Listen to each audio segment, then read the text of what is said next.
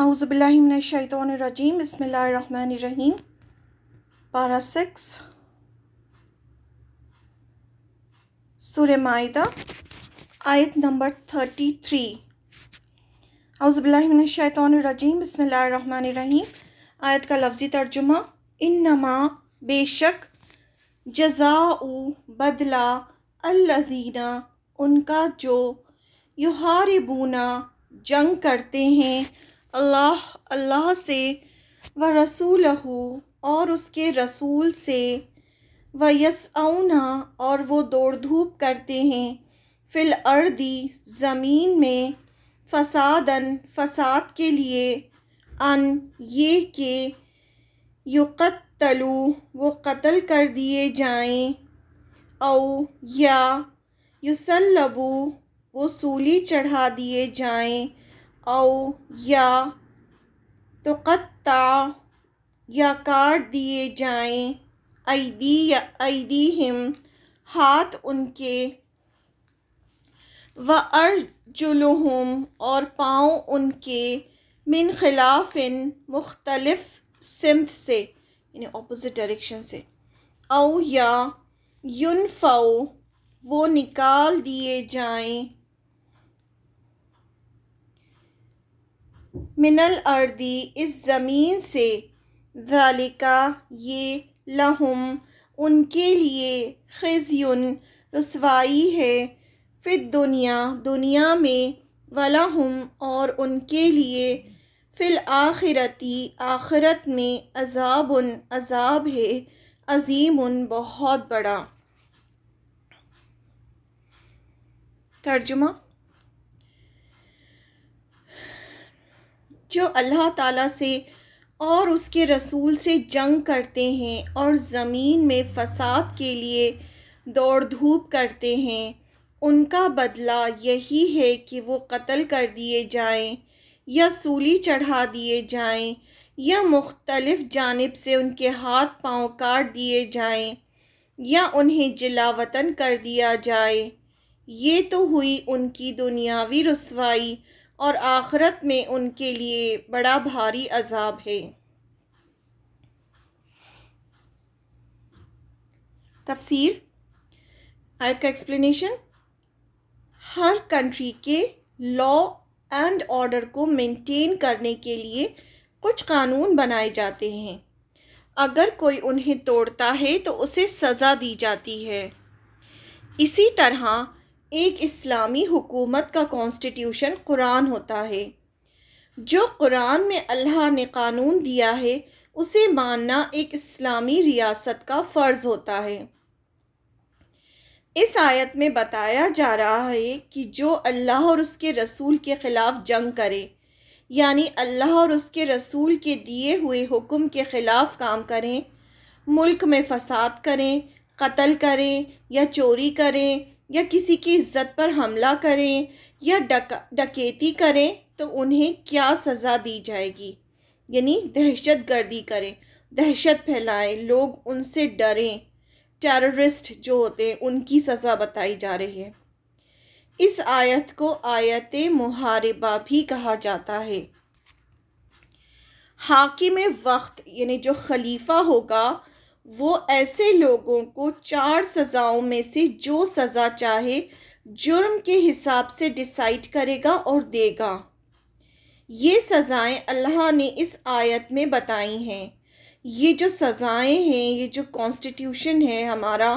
یہ سب اللہ نے اپنے ہاتھ میں لیا ہے، یعنی انسان کو اجازت نہیں دی کہ وہ اپنے حساب سے رولز اینڈ ریگولیشن بنائے، چاہے وہ وراثت کا قانون ہو، چاہے وہ یہ حد ہو، جرم کی حد ہو، یہ جتنے بھی سزائیں یہ سب اللہ تعالیٰ نے خود ہمیں قرآن میں بتائی ہیں، اور ایز اے مسلم ہمارا فرض ہے کہ ہم اس کو پورا کریں۔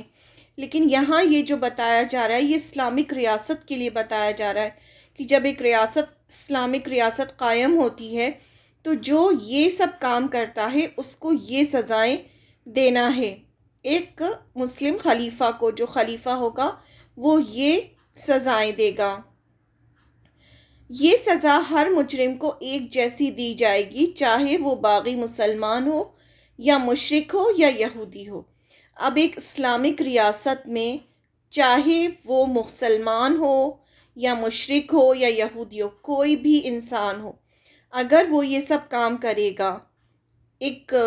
اس کو جو پیس ہے کنٹری کا اسے ڈسٹرب کرے گا، اس طرح سے غلط کام کرے گا دوسروں کے ساتھ، تو پھر اسے سزا دی جائے گی، اور یہ سزا بہت سخت ہوگی۔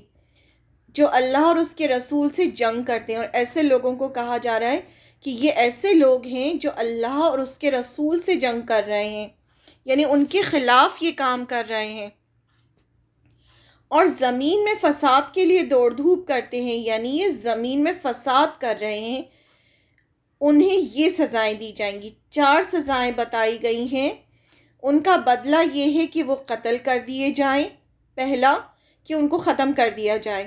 یا انہیں سولی چڑھا دیا جائے، یا ان کے اپوزٹ ڈائریکشن سے ان کے ہاتھ اور پیر کاٹ دیے جائیں، کلائی پہ سے،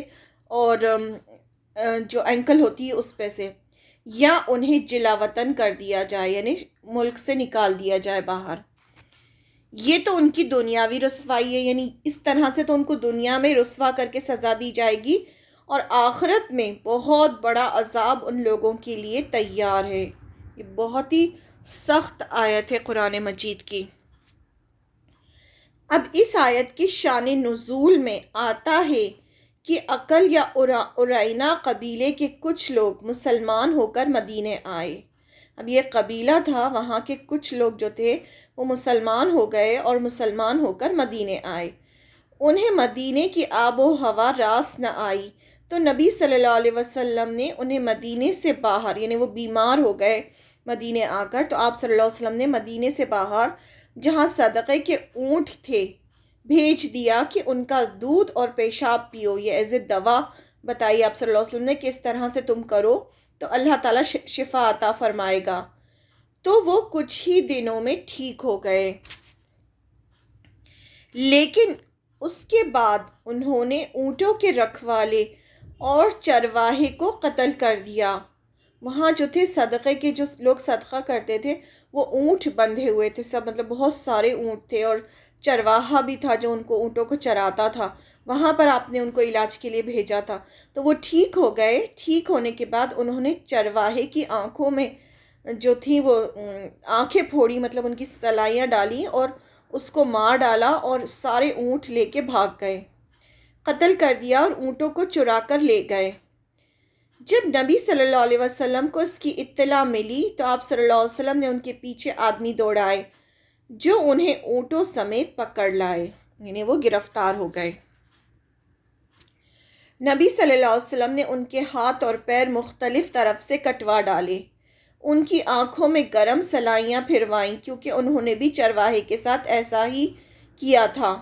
پھر انہیں دھوپ میں ڈال دیا یہاں تک کہ وہ مر گئے، یعنی اتنی سخت سزا دی ان کو، کیونکہ انہوں نے بھی اتنا سب، ان کو ایک تو مسلمان ہو کے ان مرتد ہو گئے تھے، دین سے پھر گئے تھے،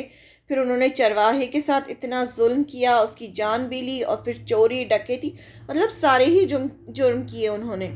صحیح بخاری میں یہ بھی آتا ہے کہ انہوں نے چوری بھی کی، قتل بھی کیا، اور ایمان لانے کے بعد کفر بھی کیا، اور اللہ کے ساتھ محاربہ بھی کیا، یعنی اللہ اور رسول کے ساتھ جنگ کی۔ اس وجہ سے انہیں یہ سزا دی گئی، اور یہ قرآن کے مطابق سزا تھی۔ اس کا حکم عام ہے، یعنی مسلمان اور کافروں دونوں اس میں شامل ہیں، یعنی ایک اسلامک ریاست میں جو بھی ایسا کام کرے گا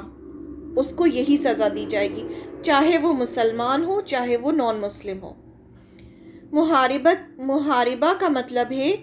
کسی گروپ کا اسلامی حکومت کی باؤنڈری میں یا اس کے قریب صحرا وغیرہ میں راہ چلتے قافلوں اور لوگوں پر حملہ کرنا،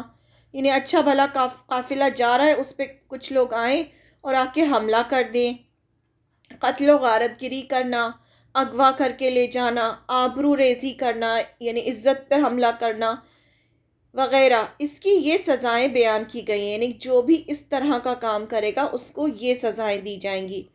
خلیفہ وقت کو اختیار ہے کہ ان میں سے جو سزا مناسب سمجھے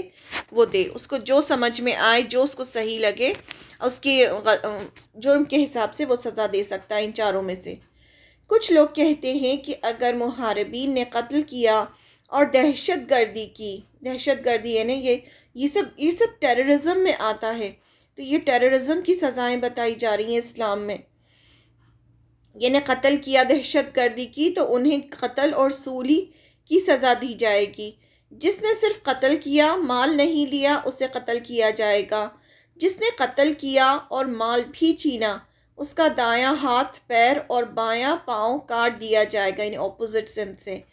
اور جس نے نہ قتل کیا نہ مال لیا صرف دہشت گردی کی اسے جلا وطن کر دیا جائے گا، اسے نکال دیا جائے گا جو اسلامک ریاست ہوگی وہاں سے. لیکن یہ اختیار خلیفہ کو ہوگا کہ وہ جو سزا چاہے صحیح سمجھے وہ دے. اب یہ جو ہے اس کی، یہ جو ابھی ہم نے اوپر حدیث پڑھی یہ صحیح بخاری کے ریفرنس کے ساتھ ہے. صحیح بخاری 233 حدیث ہے، یہ سیم جو ابھی ہم نے پڑھی ہے.